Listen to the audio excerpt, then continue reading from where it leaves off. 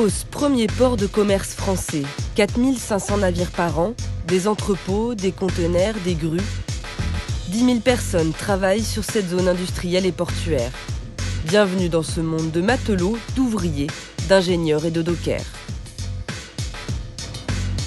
Vigie de Port-de-Bouc, une tour de contrôle sous les ordres du commandant de Marseille-Fos. Alors ici, c'est armé 24 heures sur 24, les gens se relaient et 365 jours sur 365. Donc la vigie fonctionne tous les jours de l'année. C'est le point central qui contrôle tout le bassin ouest, donc tout le golfe de Fos, de la Vera, tous les mouvements qui se font sur les bassins ouest. Yes, Patriot Fos Port Control, good evening, sir. Good evening, passing American. Ici, c'est l'approche du port de Fos, donc, avec la voie d'atterrissage, qu'on appelle la voie d'atterrissage, où tous les navires entrant dans le port de Fos sont obligés de passer ici. Donc tous les navires doivent nous contacter 1 heure avant d'arriver à cette bouée. Demande de réduire un peu. La capitainerie, premier contact des navires avec la terre. Beaucoup ici sont d'anciens marins, à commencer par le commandant. J'ai passé 18 ans à naviguer et maintenant je suis content d'être passé de l'autre côté, un petit peu de la barrière, et de pouvoir traiter les navires côté port.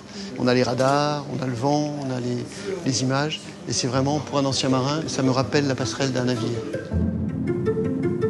Pétroliers, chimiquiers, porte-conteneurs. Pour toutes les manœuvres dans le golfe de Fos, les navires doivent faire appel aux pilotes. Benoît Dianoux est l'un des plus jeunes. Aujourd'hui, il part observer un pilote expérimenté pour une opération délicate. Le Tongang Cheng, un navire chinois, doit faire demi-tour dans les 3 canals de 40. Good afternoon. Thank you. Let's go to the bridge. Wait a minute, second officer is coming. Okay, very good. We wait for second officer, no problem. Pour l'aider à pivoter, un remorqueur à l'avant, un autre à l'arrière. Le rôle du pilote va être un rôle de chef d'orchestre. Tout au long de la manœuvre, c'est lui qui donnera des ordres au remorqueur avec une puissance, une direction dans laquelle il faut tirer, pousser, parce que le navire actuellement sur lequel nous nous trouvons n'a pas les moyens pour tourner sur lui-même avec si peu de place là où on va aller tourner. Les remorqueurs câblés, les amarres larguées, la manœuvre va pouvoir commencer.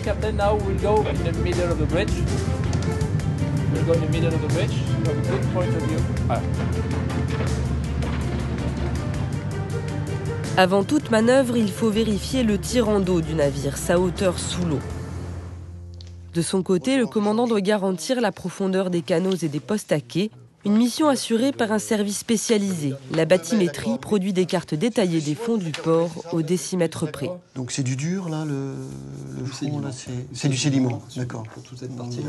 Oui. On a des appareils très précis et très modernes. On a une grande précision dans les fonds. Et ensuite, s'il y a des doutes sur certaines zones, on fait une petite étude avec les hydrographes. Et donc, en étudiant ces plombs de sondage, je fixe les tirants d'eau admissibles pour le quai. Un hydrographe part sonder le canal de 40, là où les pilotes doivent faire demi-tour avec le navire chinois. Là, on est en train de cartographier les fonds marins du port, enfin, en l'occurrence, là, d'un poste à quai. Là, on est dans les fonds de 10 mètres. Ici, on est plutôt dans les fonds de 50 cm, 1 mètre. Donc, on contrôle que rien ne s'est déplacé. Tout ce qui serait des nouveautés, des obstructions, des objets qui seraient sur le fond et qu'on n'aurait pas encore recensés et qui dérangeraient, qui pourraient provoquer un accident sur les bateaux qui accostent. Au pied des quais, pièces métalliques, containers, minerais, mais surtout des véhicules. C'est le salon de l'auto, là. Toutes ces traces que vous voyez là, ce sont des épaves de voitures qui ont été jetées à partir du bord à quai. Et comment vous le savez que ce sont des voitures ? C'est une forme assez caractéristique parce que c'est des formes donc rectangulaires sur le fond. Quand on regarde bien l'image, on s'aperçoit qu'on voit les 4 pneus qui sont à la verticale. Dans le port de Fos, on trouve plus d'épaves de voitures que d'épaves de bateaux. 70 rien que dans le canal de 40. Le Tongang Cheng commence son créneau. Il longe de très près 3 barges amarrées le long du quai. Sur la passerelle, ambiance concentrée. Le capitaine est chinois, l'équipage multiculturel et le langage très codifié. Full to starboard the bow.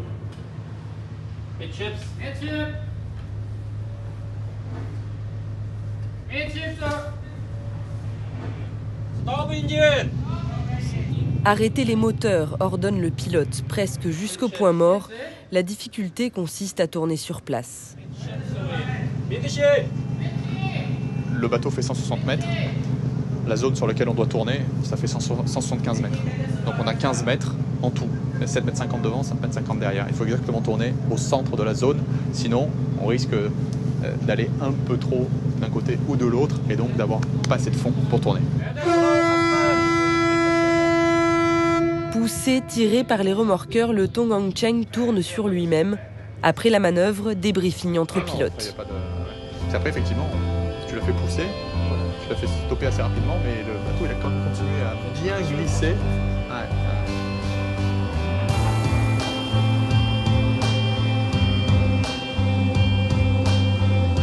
Il faudra à Benoît Dianoux 10 ans de pratique avant de pouvoir piloter tout type de navire. Un entraînement réel mais aussi virtuel, Je suis paré. à l'aide d'un simulateur dernier cri. Je te propose de passer derrière celui-là. Ça me paraît bien. Voilà. Parfait. Et après, Oui, je vais contacter éventuellement le pilote du CMA-CGM, l'autre Voilà. là. Cette fois, Benoît est aux commandes, il dirige la manœuvre. Pilote conteneur entrant de l'entrée Lavera, bonjour. Bonjour Benoît, voilà, je franchis la passe, je débarquerai dans le chenal de la voie sortante. Tu débarqueras dans le chenal de la voie sortante. Allez, reçu. Parfait. Ça suffit pas. On fait vert-vert, ça te va? Oui, vert. Allez, ok. Voilà, c'est parfait. Ça suffisait pas sinon. Et derrière, je reviens. Vert-vert, rouge-rouge, deux façons de se croiser, par la droite ou par la gauche, une règle primordiale pour les pilotes. Avec le simulateur, les exercices sont illimités. Mais l'avantage, c'est qu'on peut compliquer les situations, justement pour mettre celui qui est formé dans les pires conditions. C'est un peu le cas aujourd'hui, hein. Il y a vraiment beaucoup de trafic, bateaux qui rentrent, qui sortent. Voilà, ça n'arrive pas forcément tous les jours. Et c'est pour ça d'ailleurs qu'en général, ils prennent des réflexes qu'après, ils n'oublient plus. Des réflexes.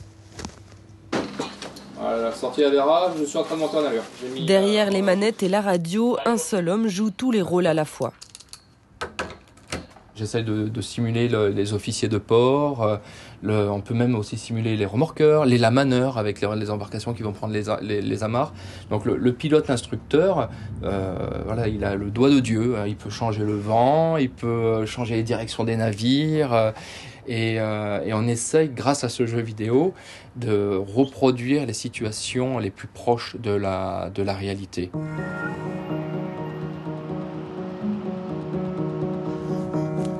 Port de Bouc, 7h du matin. Christophe Claret se rend au centre d'embauche des dockers.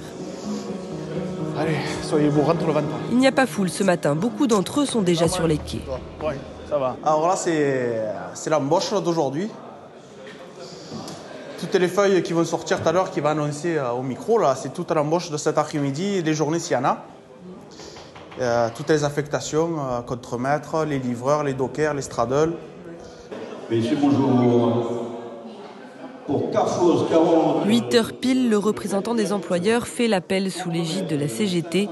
L'embauche est co-gérée de façon paritaire par employeurs et syndicats. Là, ils appellent toute la composition d'équipe.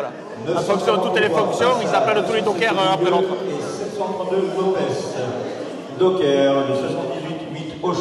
Les dockers de Fos sont les seuls à avoir conservé cette tradition de l'appel physique. Merci, directeur. On travaille au jour le jour en fonction du trafic des bateaux et du besoin des employeurs à nous embaucher. Voilà, on n'a pas de planning. 13h, terminal conteneur, Christophe Claret prend son service. Son poste du jour, homme de chaîne. Il gère la circulation sur le quai et indique aux portiqueurs où placer les boîtes sur le bateau. Une centaine de containers doivent embarquer sur ce navire à destination des Caraïbes. Tu prends le premier aérobag, il ira le troisième à la mer. Pour que le portiqueur il comprenne où le conteneur il va, en partant de la mer, le dernier à la mer, ça va être le premier de la mer, et ainsi de suite. Et en partant de la terre, s'il va le premier, on dira premier de terre, deuxième de terre, et ainsi de suite. Voilà. 40 mètres au-dessus du sol, le portiqueur pose les containers sur le pont et dans la cale, des charges de 20 tonnes en moyenne. Tu me reçois pas, non? Tu peux faire mon l'autre aussi. Ah ouais, d'accord. On fait la pointue au milieu, là, 20 pieds, 40. C'est assez précis, on peut dire que c'est endurant aussi. Des fois, le travail est pointu et ça demande beaucoup d'attention. Faut pas oublier qu'il y a des hommes un peu de partout qui se baladent autour des conteneurs. Il faut avoir un peu les yeux de partout. À bord du bateau, sur le quai ou dans les machines, les dockers changent de poste au gré des besoins et de leur qualification. Une polyvalence propre au port de Marseille-Fos.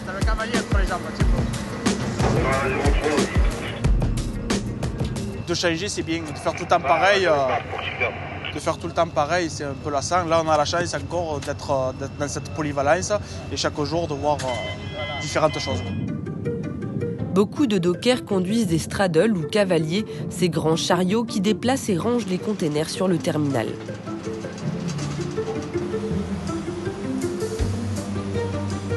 Ce qui fait bizarre au début quand on conduit un engin comme ça, c'est la conduite latérale. De conduire sur le côté, c'est vrai qu'au début ça fait drôle, mais après à force de le faire tout le temps, ça devient habituel. À chaque container, une place précise sur le parc, localisée grâce à un système GPS. Voilà. Là, ils me disent de le poser à un G17-14. Et là, je me dirige sur un G17-14 qui est là, indiqué par le petit voyant vert. Et en bleu, c'est moi. C'est Pac-Man.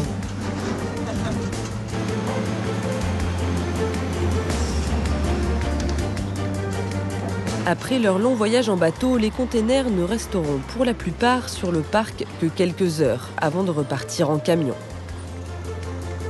Stéphanie Canonge, comme tous les routiers du port, vient sur les terminaux plusieurs fois par jour.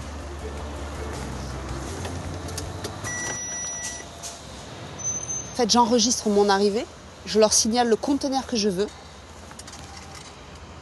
et les informations vont passer directement là-bas sur les personnes qui ont les cavaliers. Comme ça, ils vont aller récupérer le conteneur et me le poser sur mon châssis.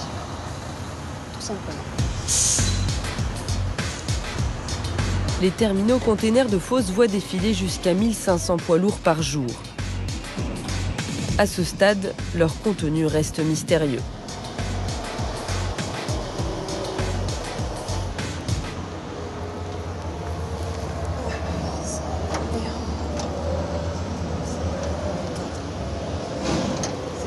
Donc là, j'ai vérifié le plomb. Le plomb a le bon numéro, il est bien fermé. Ouais. Donc il faut vérifier ça. Il faut vérifier que le conteneur n'a pas été ouvert du dépôt du départ jusqu'à moi, qui suis maintenant responsable du conteneur. Donc je sais qu'il n'a pas été ouvert. Donc je peux l'amener à mon dépôt tranquille. Les dépôts logistiques, partie cachée du port de Fos. Première tâche, dépoter, autrement dit décharger les containers à la main.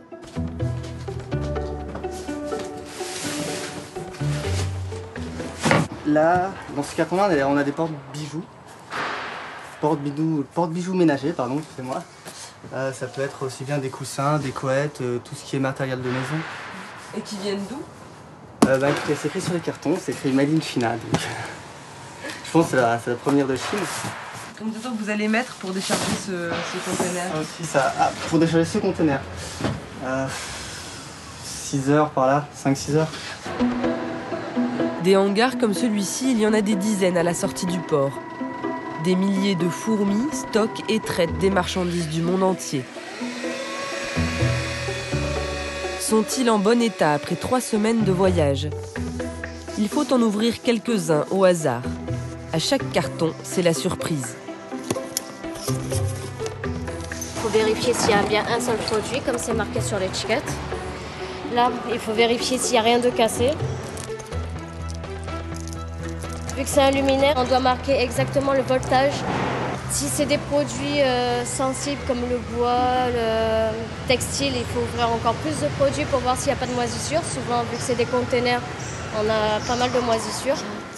4, 6. J'aime bien les métiers d'hommes, donc j'ai choisi la logistique, ça me plaisait, ça a été un coup de cœur. Quand je suis arrivée comme cariste, j'étais la première fille cariste, donc tout le monde a été un peu choqué. Mais bon, maintenant c'est de plus en plus fréquent, on a de plus en plus de filles. Et c'est un métier comme les autres, comme on gère. 2, 4. Un métier où les femmes sont très présentes, les préparateurs récoltent les produits commandés par les magasins. Rythme soutenu, 115 objets par heure. 6, 0. Et à qui vous parlez? À une vocale, c'est un ordinateur, voilà. C'est une dame qui, des fois, est très énervante.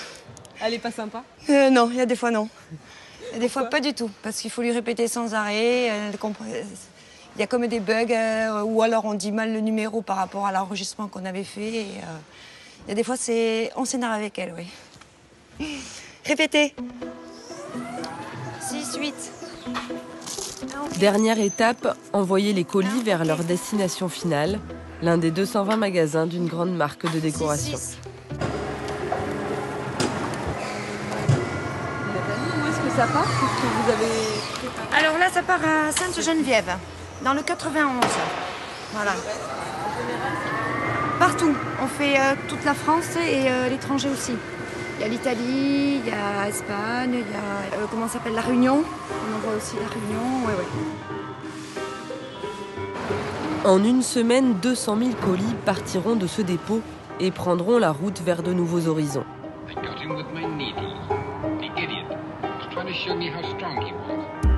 Plaque tournante aux portes de la Camargue, le port de Fos s'étend sur un territoire grand comme la ville de Paris.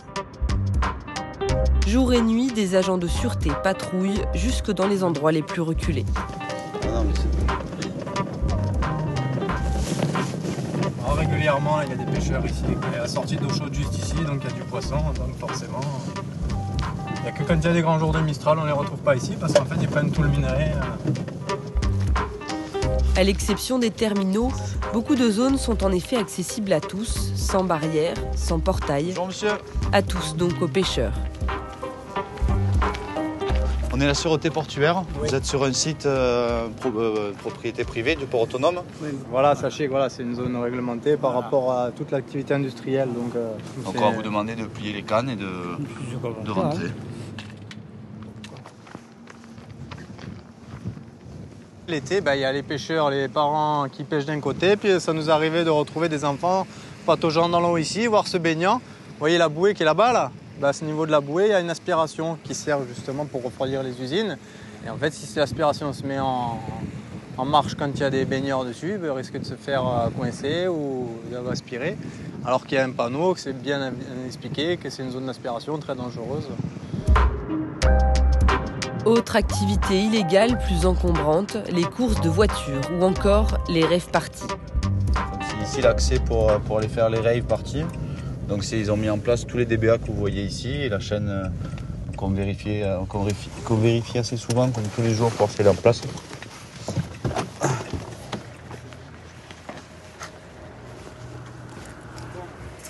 Pareil. Ok, ça va. À tout à l'heure. Vers ArcelorMittal, il y a un conteneur qui depuis quelques jours, là. Le plan il a été coupé. Donc ils appellent la société Urit pour savoir s'il est volé ou pas, et sinon ils appellent la police pour intervenir. Les vols de containers connaissent souvent une recrudescence avant la période des fêtes. Alors, le plomb il est là. Là vous avez le plomb qui a été coupé, donc c'est le plomb du conteneur, tout conteneur plein. Il y a un plomb ici pour fermer la fermeture, et il n'y a que normalement la douane ou quand le camion est sous douane qu'ils ont le droit de le lever. Donc là il a été levé, c'est pas normal.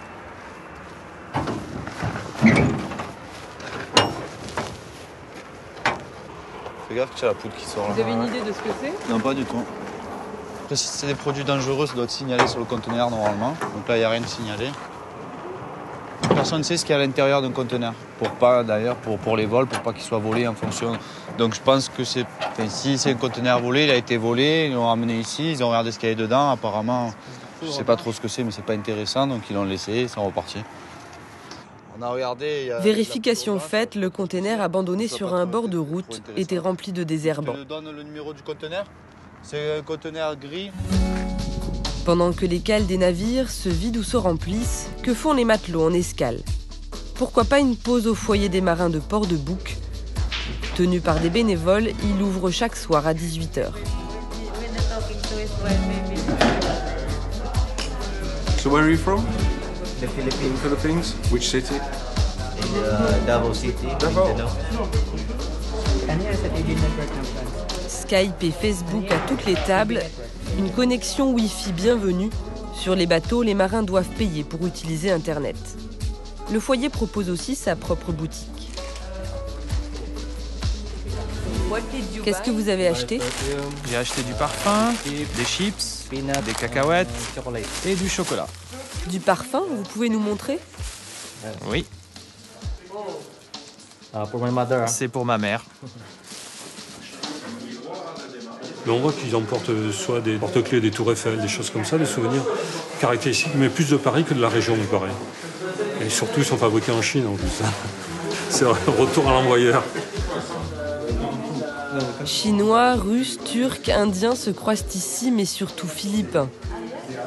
Ces 5 jeunes marins naviguent sur un méthanier rempli de gaz naturel. Pourquoi vous venez ici? Pour se relaxer, pour se changer les idées. Tous les jours, vous allez travailler, manger, dormir, et vous voyez les mêmes têtes. Et le lendemain, toujours les mêmes. Pendant 9 mois, ou plus. C'est très difficile.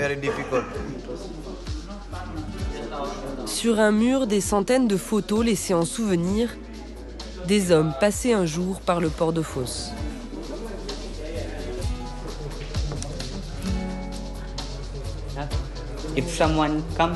Si quelqu'un vient ici, il dira « Tiens, cet homme est passé par ce foyer de marins. » Et vous reconnaissez des gens? Non, c'est la première fois que je viens dans ce port.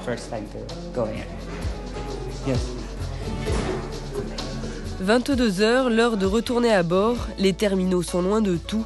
Un service de minibus leur permet de rejoindre le bateau. Nous retournons sur notre bateau et demain, nous reprenons la route vers le Japon. Selon le capitaine, on devrait atteindre le Japon en novembre. En décembre? La première semaine de décembre.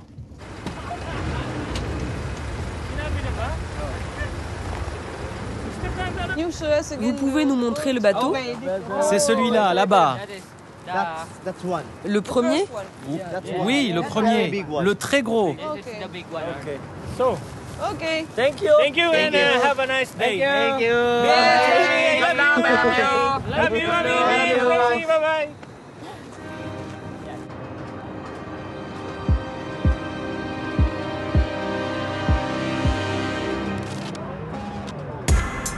Ce soir-là, la brume enveloppe peu à peu le port, visibilité réduite. À la vigie, opérateurs et officiers de permanence redoublent de vigilance.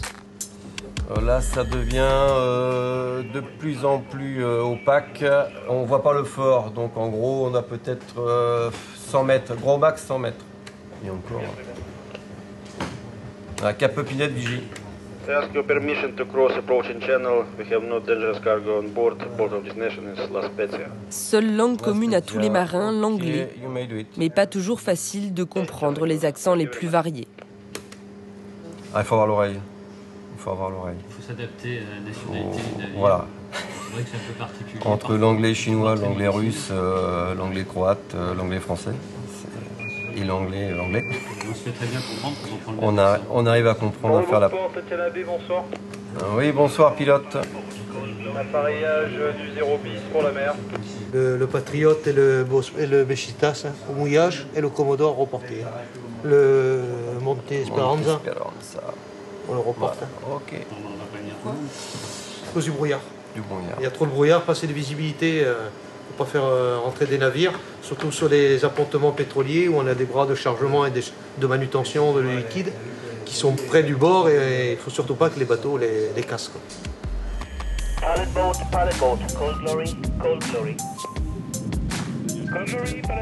46 pays sont reliés à Marseille et Fos par des lignes régulières. Le port, un trait d'union entre la France et le reste du monde. Sur les quais, les dockers sont toujours en action. Une équipe de nuit a pris le relais. Jamais les marchandises ne cessent de transiter.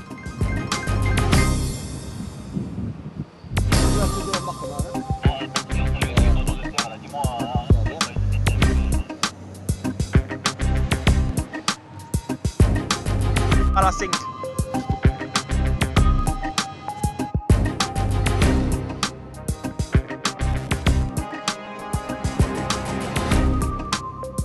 Thank you, and